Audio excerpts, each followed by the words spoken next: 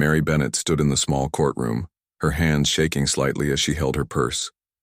The room smelled of old wood and floor polish, just like it had when she was a child coming here with her mother to watch her father defend clients. But today was different. Today she was the one in trouble. Judge William Thompson entered the room, his black robe making him look bigger than his average height. Everyone stood up as he walked to his seat. Mary watched him with nervous eyes. She had heard he was tough but fair. She hoped the fair part would matter today. "Ms. Mary Bennett," the judge called out, reading from a piece of paper, "you are charged with operating a food establishment without proper health permits and a business license. How do you plead?" Mary's throat felt dry. She had practiced what to say many times, but now the words seemed stuck. She cleared her throat and spoke clearly. "Guilty with explanation, Your Honor." A small sound came from the people watching. Everyone expected her to say, "Not guilty," but Mary knew lying wouldn't help. She had done what they said she did. Now she needed to explain why. The judge looked at her over his glasses. "That's not something I hear often. Please explain your situation, Ms. Bennett." Mary took a deep breath. She could feel her heart beating fast. "Your Honor, 6 months ago my restaurant was destroyed. The big flood that hit our town last summer ruined everything. The water came up to the ceiling. All my cooking equipment was broken. My savings were spent on repairs, but it wasn't enough. The building had to be torn down." She paused, trying to keep her voice steady. "But I still had my recipes, I still had my skills, and I still had people in town who needed good, hearty food. So I bought my grandmother's old food truck. It wasn't much, but it was something." The judge nodded slowly. "Go on." "I couldn't wait for all the permits while I was trying to rebuild my life. The process takes months, and I needed to work now. Every day, I cooked for the construction workers who were fixing our main street. I fed the nurses from the hospital who worked double shifts after the flood. I gave free meals to families who still had no power or clean water in their homes." Her voice grew stronger as she spoke about her customers. "I wasn't trying to break any laws. I follow all the food safety rules. I keep everything clean. I cook with love and care. I was just trying to help my community while starting over." She looked directly at the judge. "I'm not asking you to ignore the law. I know I broke it. I'm just asking you to understand why. If you fine me, I'll accept it. I just hope the fine won't be so big that I have to close down and stop helping people." Judge Thompson leaned back in his chair. He had seen many people stand before him over the years. Some told lies, some made excuses, but this woman seemed different. She was taking responsibility for her actions while explaining her real situation. "Ms. Bennett, I understand you're trying to help people, but rules exist to protect everyone. What if someone gets sick from your food because you haven't passed health inspections?" "I understand, Your Honor. My kitchen on the truck is as clean as any restaurant kitchen. I check the temperature of all my food. I wash my hands constantly. I learned to cook in France from the best chefs. Food safety was the first thing they taught us." The judge's assistant suddenly stood up and whispered something in his ear. Judge Thompson's eyebrows went up in surprise. He looked at Mary with new interest. "Ms. Bennett," he said slowly, "my assistant just told me something interesting. Are you the same Mary Bennett who used to have the famous Bennett's Kitchen restaurant downtown? The one that was featured in all the food magazines?" Mary nodded quietly. "Yes, Your Honor, that was my place." "The Mary Bennett who trained in Paris and worked in London? The one who appeared on national television shows and cooked for important visitors to our country?" This time the whole courtroom was listening carefully. Everyone now knew they weren't looking at just any food truck owner. "Yes, sir," Mary admitted. "All of that is true, but that was before the flood changed everything." The judge sat up straighter. "And now you're cooking from a truck serving your community without proper permits?" "Yes, Your Honor. Because when everything was taken from me, cooking was still there. And when my neighbors were hungry and struggling, I couldn't just sit at home and do nothing." The courtroom was completely silent. Everyone was thinking about this successful chef who had lost everything, but kept cooking to help others. Some people in the back were starting to whisper about the famous Mary Bennett. Judge Thompson took off his glasses and cleaned them slowly. He seemed to be thinking hard about what to do next. Mary waited, hoping her honesty would mean something. Ms. Bennett, I need to make my decision based on the law, but I also need to consider all the facts. He looked at the prosecutor, then back at Mary. We'll continue with your explanation, and then I'll decide on your sentence. Mary nodded, feeling a tiny bit of hope for the first time since entering the courtroom.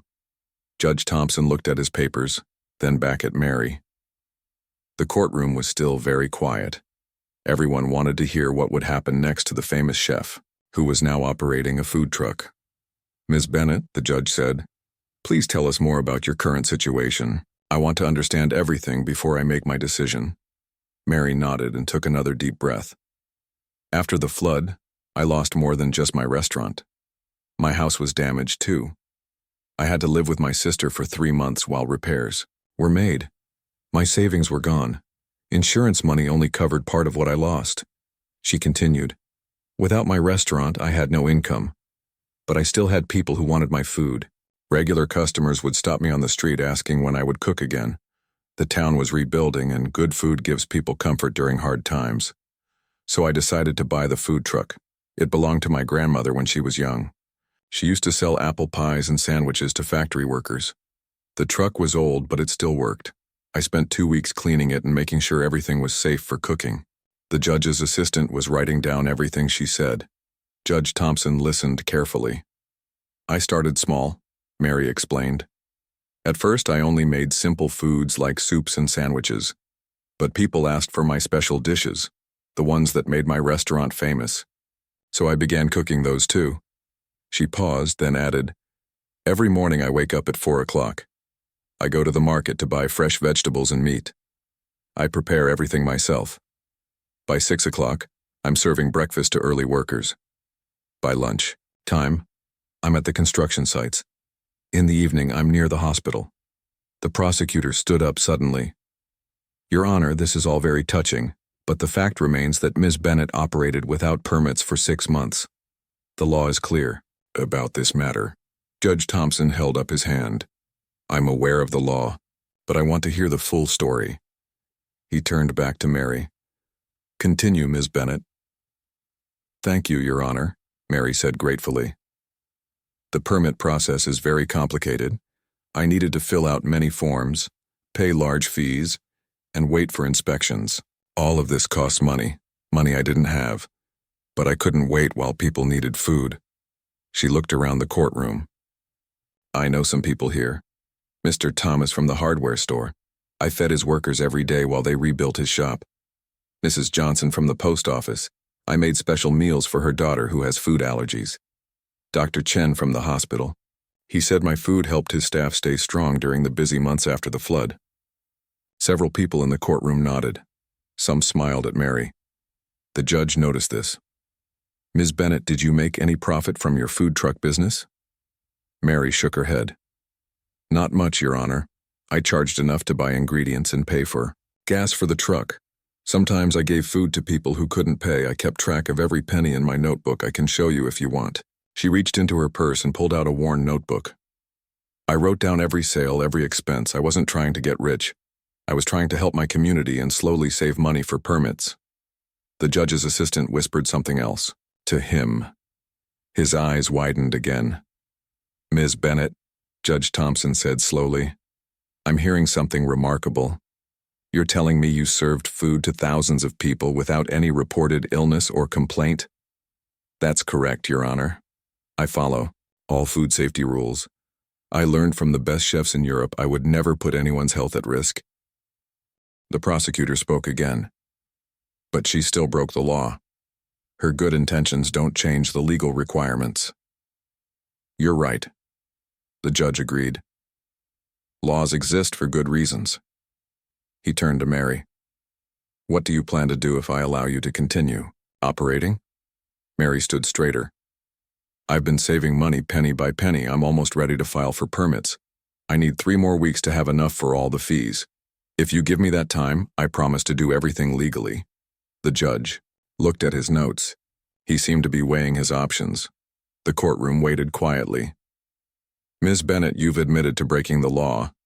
But you've also shown that you care about food safety in your community. Your case is unusual." He paused, thinking. "I need time to consider my judgment. We will take a short break. I'll return in 15 minutes with my decision." Everyone stood as the judge left the room. Mary sat down, her legs feeling weak. Other people in the courtroom started talking quietly. Some came over to tell Mary they supported her. Others said they had eaten from her truck and the food was wonderful. During those 15 minutes, Mary thought about everything that had happened. She had come to court ready for the worst. But sharing her story had felt good. At least people now understood why she had done what she did. When Judge Thompson returned, everyone became quiet again. He sat down and looked at Mary. His face was serious, but there was something else in his eyes. Perhaps understanding, perhaps sympathy. "Ms. Bennett, please stand for my judgment." Mary stood up slowly. Her heart was beating fast again. This was the moment that would decide whether she could continue helping her community or would have to stop forever. The judge began to speak, and everyone in the courtroom leaned forward to hear what he would say. Judge Thompson cleared his throat and looked at Mary standing before him. The courtroom was so quiet that everyone could hear the old building creaking. "Ms. Bennett," he began, his voice steady but softer than before. "I've been a judge for over 20 years in this town. I've seen hundreds of people stand where you're standing now. I've heard thousands of excuses and pleas for mercy." He paused to put on his reading glasses, then put them down again without looking at his papers. "In all those years, I've never seen someone turn their personal tragedy into community service the way you have. You lost everything in the flood, yet you found a way to help others who were also suffering." Some people in the courtroom nodded. Mary felt her throat getting tight with emotion. "The law is very clear about operating without permits," the judge continued. "These rules exist to protect public health and ensure fair business practices. You broke these laws, and you have admitted to it." Mary's heart sank. She had hoped for understanding, but the law was the law. "Therefore," Judge Thompson said firmly, "I must find you guilty and impose a fine." The word fine echoed in Mary's ears. She had expected this, but it still hurt. She was already struggling to save money for permits. A big fine could ruin everything. The standard fine for your offenses would be £200 for operating without a health permit, and another £200 for operating without a business license. That's £400 total. Mary felt dizzy. £400 was more than she had saved. She would have to empty her savings and borrow money. The judge looked at her over his glasses. "However, I have the discretion to adjust fines based on circumstances." Hope flickered in Mary's chest. "After hearing your story and considering your genuine efforts to help this community, I am setting your fine at £1 for each offense. That's a total of £2. The courtroom went absolutely silent for a second, then erupted in whispers. Mary couldn't believe what she had heard. £2? That was the price of a sandwich from her food truck. "But sir," the prosecutor started to object. Judge Thompson held up his hand. "I'm not finished." He stood up from his seat, which was very unusual. Judges almost never stood during proceedings.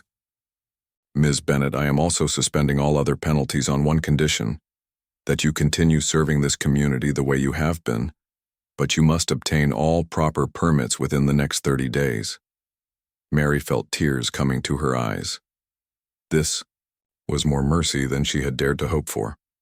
"Furthermore," the judge continued, now reaching into his jacket pocket, "I understand that permit fees can be quite expensive. As a private citizen, not as a judge, I want to help you get back on the right track." He pulled out his wallet and counted out several 50-pound notes. "This should cover the cost of your permit applications, health inspections, and business license fees. I'm giving you this money personally because our community needs good people like you." Several people in the courtroom gasped. The prosecutor looked shocked. Mary's tears were flowing freely now. "Your Honor, I don't know what to say," Mary stammered. "This is too generous. I can't accept this." "You can and you will," the judge said kindly but firmly. "Consider it an investment in our community's future. Good food and good people are what make a town strong." He handed her the money. Take this to the clerk's office today. They'll help you start the application process. Mrs. Williams has been our clerk for 15 years and knows exactly what paperwork you need. The judge sat back down. Now, as for the £2 fine, you can pay that to the court clerk as well. I believe you said a sandwich from your truck costs about £1. Mary nodded, wiping her eyes. Then I expect to receive my receipt and 2 of your finest sandwiches by the end of the week, the judge said with a small smile. That will settle your debt to the court. The courtroom filled with gentle laughter. People were smiling and nodding approvingly. Ms. Bennett, Judge Thompson said more seriously, I want you to know that I don't usually do things this way. But these are unusual times. Our community has suffered greatly from the flood. We need to support each other, to lift each other up. He paused, looking around the courtroom. The law exists to create order and protect people. But sometimes the spirit of the law is more important than the letter of the law. Sometimes showing mercy and compassion serves justice better than strict punishment. Mary stood holding the money, still not quite believing what had happened. Thank you, Your Honor. I promise I'll get all the permits and continue to serve our community the right way.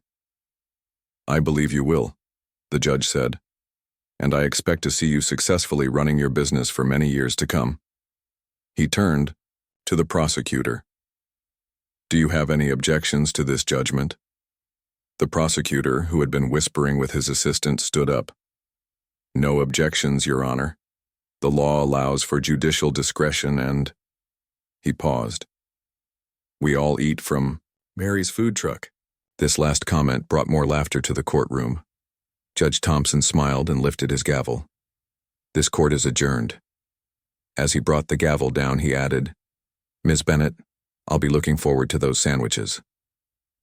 6 months passed after that day in court. The autumn leaves fell and winter came, then spring brought new life to the town. Mary had kept her promise to Judge Thompson. She got all the permits within 30 days and continued running her food truck the right way. On a warm June afternoon, Judge Thompson walked down Main Street.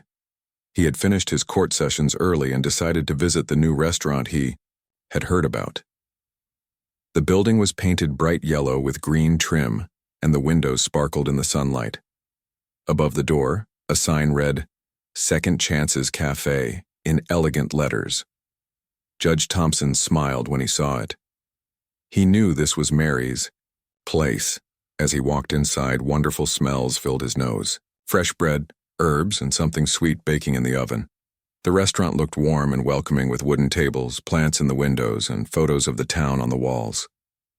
Welcome to Second Chances, a young woman called from behind, for the counter. I'll be right with you. Judge Thompson looked around. The place was full of people he recognized from town. Mr. Thomas from the hardware store sat with his family. Dr. Chen from the hospital was having lunch alone while reading a medical journal. Mrs. Johnson was sharing a pie with her daughter. Judge Thompson, Mary's voice came from the kitchen. She hurried out, wiping her hands on her apron. She still wore chef's clothes, but they looked nicer now, crisp white jacket and hat. Chef Bennett, the judge replied warmly. Your restaurant is beautiful. Mary beamed with pride. Thank you. And thank you again for giving me that second chance. Without your help, none of this would have been possible. She led him to a table by the window. Please sit down. Lunch is on the house today. Oh no, the judge protested. You've already given me those wonderful sandwiches. I pay for my food like everyone else. At least let me bring you our special today, Mary insisted. I used the recipe that won the cooking award in France. As she hurried back to the kitchen, Judge Thompson noticed something interesting. A group of people sat at a long table at the back of the restaurant. They didn't have menus, and a young man was serving them plates of food. Excuse me, the judge asked the waitress. What's happening at that table? Oh, that's the community table, she explained proudly. Every evening from 5 to 7, we serve free meals to anyone who needs them. People who lost their homes after the flood, elderly people on fixed incomes, anyone going through hard times. The judge was impressed. Really? How wonderful. Yes, the waitress continued. For every meal we sell during the day, We provide one free meal in the evening. It's part of Chef Mary's business plan. Mary returned with a steaming plate. Here you are, my famous duck with orange sauce, roasted potatoes, and fresh vegetables from the local farm. The judge's eyes lit up. This looks amazing. Tell me more about these free meals. I noticed people at the back table. Mary sat down for a moment. When I started over, people helped me. The town baker gives me old bread to make stuffing. The farmer down the road brings extra vegetables. Even the bank manager reduced my loan interest. She pointed to the community table. So we help them back. People who are struggling shouldn't go hungry when we have food to share. It's not charity, it's community. Judge Thompson cut into his duck. The meat was perfectly cooked, tender, and juicy. The orange sauce was sweet and tangy. This is the best meal I've had in years. I'm so glad you like it, Mary said happily. You know, that day in court changed everything for me. You didn't just save my business, you taught me that the system can work for good people. The judge chewed thoughtfully. And you taught me something too. Sometimes rules need to bend for circumstances. Sometimes mercy is the highest form of justice. Mary smiled. Would you like to meet my team? They all have stories like mine. She waved to the kitchen. 3 young people came out, all wearing chef's aprons. This is Thomas, she introduced. He lost his job after the flood and couldn't find work. Now he's my best pastry chef. Thomas shook the judge's hand. I'm learning so much here. This is Anna, Mary continued.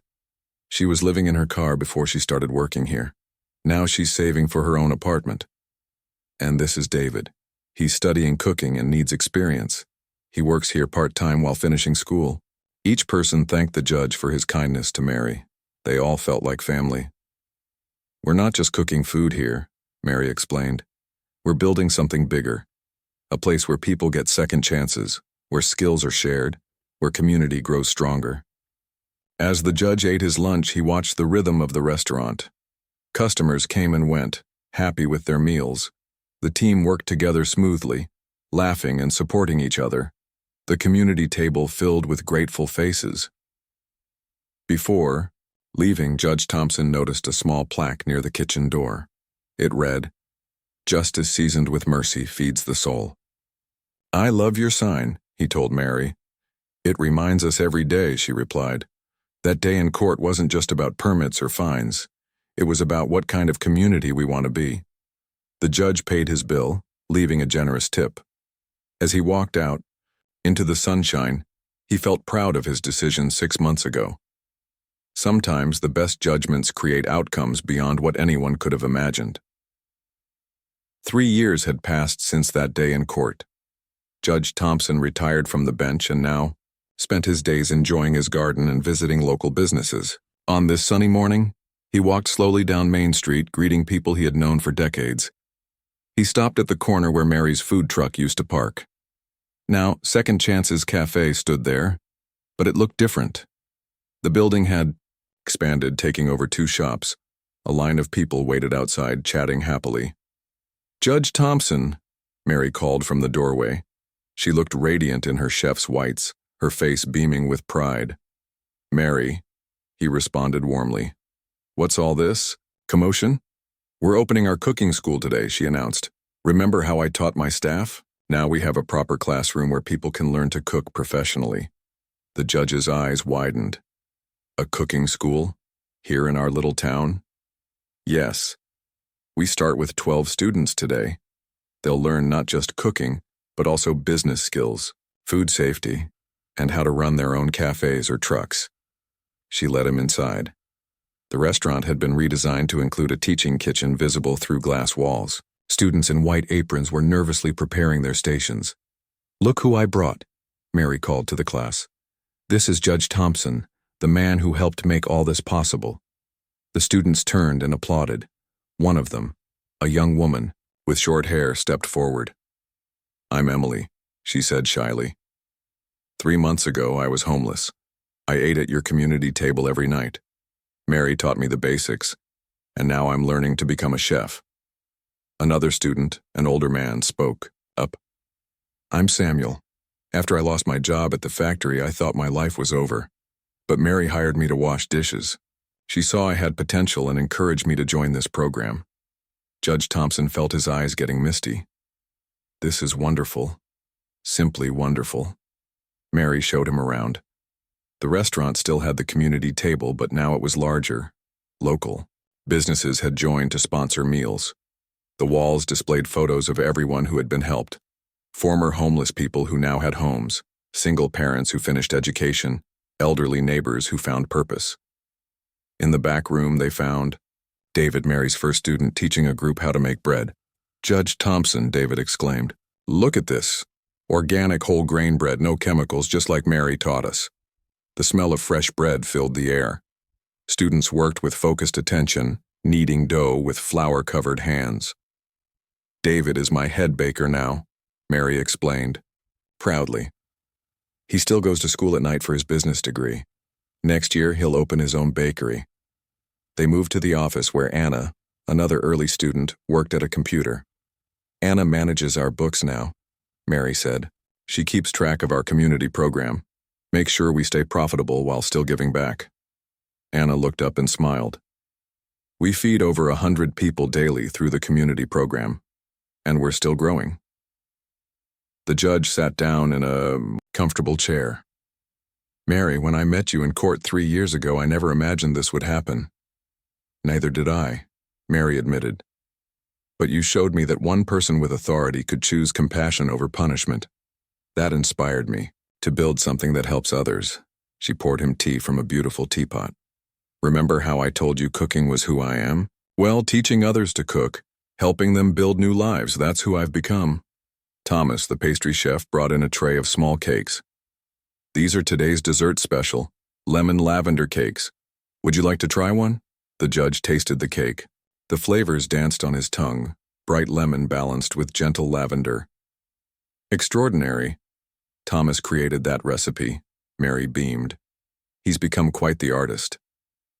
As they talked, Judge Thompson learned more about the impact of second chances. The restaurant employed 22 people now. 10 more worked in the food truck, which still operated but now focused on catering events and running a mobile cooking school. "We've had visitors from other cities," Mary explained. "They want to start similar programs.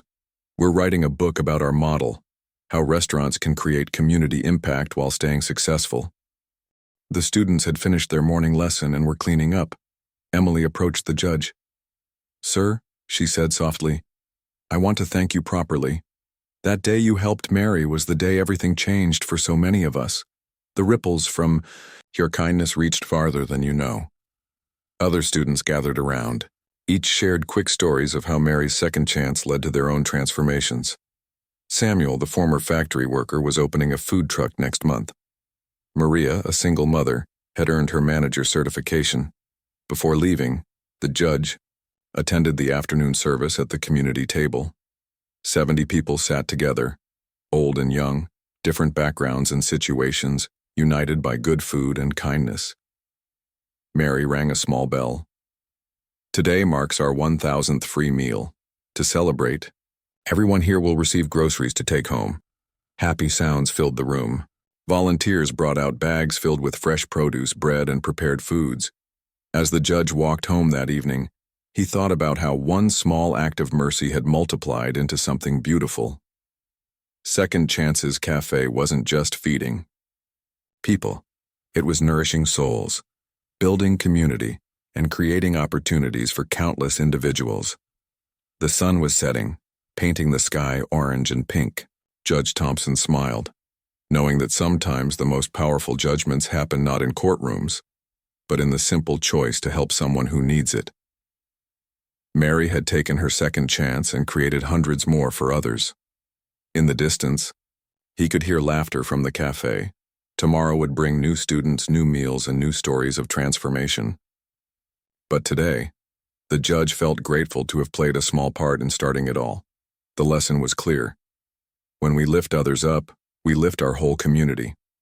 And sometimes, the best justice comes not from following rules strictly, but from understanding when to bend them with wisdom and compassion. That evening, as Mary locked up the cafe, she looked at the judge's favorite table where he'd eaten lunch so many times. On it sat a small note card, Thank you for the second chance. It's still changing lives. The journey that began in a courtroom had become something far greater, a testament to what's possible when we choose understanding over judgment and community over strict rules.